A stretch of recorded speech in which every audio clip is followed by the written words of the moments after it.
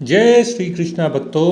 श्रीमद् भगवद गीता अध्याय 8 श्लोक 10।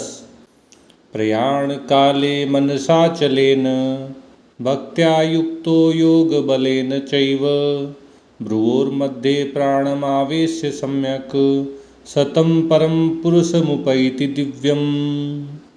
भगवान कृष्ण अर्जुन को समझा रहे हैं कि जिस मनुष्य का मन अचल होकर परमात्मा में स्थित हो जाता है, ऐसा व्यक्ति भक्ति से युक्त योग बल के द्वारा जीवन के अंतिम समय में, जब मृत्यु एकदम निकट होती है, अपनी दोनों भौहों के मध्य स्थित द्विदल चक्र, जिसे आज्ञा चक्र भी कहते हैं, उसमें अपने प्राणों को भली भांति स्थिर करके दिव्य परमपिता परमेश्वर को प्राप्त हो जाता है, उसे भगवत प्राप्ति हो जाती है। अर्जुन की जिज्ञासा थी कि जब अंत समय आता है तो जो संयमित मन वाले योगी होते हैं, उन्हें भगवान का अनुभव किस प्रकार होता है, उन्हें किस प्रकार भगवत प्राप्ति होती है। इस जिज्ञासा को शांत करते हुए भगवान अर्जुन को 8वें श्लोक से समझा रहे हैं कि किस प्रकार अंत समय में संयमित चित्त वाले योगी भगवान का ध्यान करते हुए भगवान को ही प्राप्त हो जाते हैं। 8वें श्लोक में भगवान ने कहा था कि निरंतर अभ्यास के द्वारा परमात्मा के साथ एक ही भाव में स्थित हुए व्यक्ति, अनन्य भाव से जिनका चित्त परमात्मा में स्थित रहता है, ऐसे व्यक्ति निरंतर परमात्मा का चिंतन करते हुए उन दिव्य परम पिता परमेश्वर को प्राप्त हो जाते हैं। इसी बात को विस्तार से समझाते हुए भगवान 9वें श्लोक में अर्जुन से कहते हैं कि जो परम पिता परमेश्वर हैं, वे 8 लक्षणों से युक्त हैं। वे कविम हैं, अर्थात वे सर्वज्ञ हैं। वे पुराणम हैं, अर्थात अनादि हैं। वे अनुशासितारम हैं, अर्थात संपूर्ण जगत के सभी प्राणियों के नियंता हैं, पूरी सृष्टि का संचालन करने वाले हैं।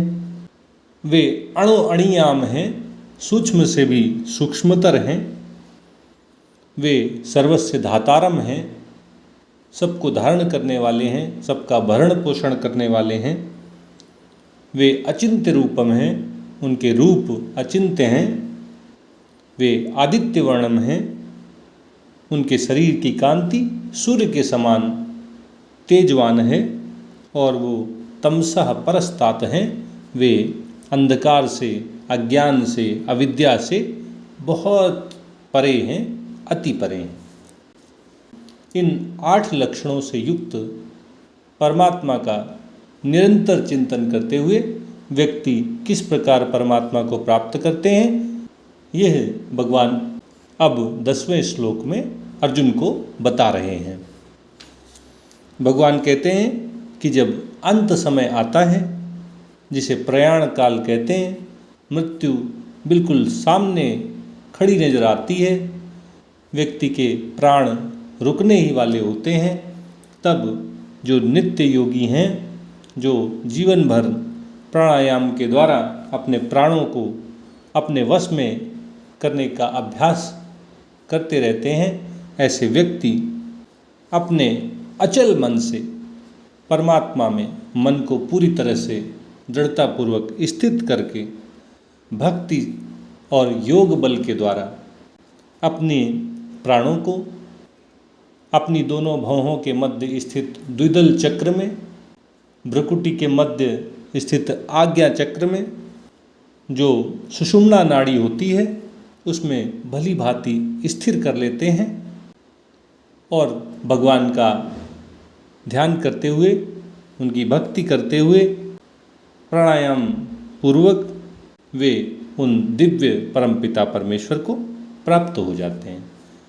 ऐसे संयमित चित्त वाले, ऐसे अचल मन वाले, भक्ति और योग बल से युक्त महापुरुषों को भगवत प्राप्ति हो जाती है। इस श्लोक के माध्यम से भगवान श्री कृष्ण हम सबको ये उपदेश दे रहे हैं कि हमें भी अपने जीवन में निरंतर प्राणायाम का अभ्यास करना चाहिए, परमात्मा की भक्ति में सदा लगे रहना चाहिए। प्राणायाम और भक्ति के अभ्यास के द्वारा हमारे अंदर योग का बल जागृत हो जाता है, जिससे हम अपने प्राणों को अपने वश में कर लेते हैं। हम जहाँ चाहें वहाँ अपने मन को लगा सकते हैं, हम जहाँ चाहें वहाँ अपने प्राणों को स्थिर कर सकते हैं। जब हम स्वस्थ होते हुए निरंतर योग का अभ्यास करते हुए इस योग बल को प्राप्त कर लेते हैं, तब मृत्यु के निकट आने पर भी प्राणों में हमारा वश बना रहता है। हम अपने प्राणों को दृढ़तापूर्वक सुषुम्ना नाड़ी में, जो द्विदल चक्र जिसे आज्ञा चक्र कहते हैं, उसमें स्थित होती है, उसमें अपने प्राणों को भली भांति स्थिर करके भगवान की भक्ति से युक्त होकर, भगवान के प्रेम में मग्न होकर उन दिव्य और परम भगवान श्री कृष्ण को प्राप्त हो जाते हैं। हमें भगवत प्राप्ति हो जाती है। ओम तत्सत। जय श्री कृष्णा, जय श्री कृष्णा, जय श्री कृष्णा।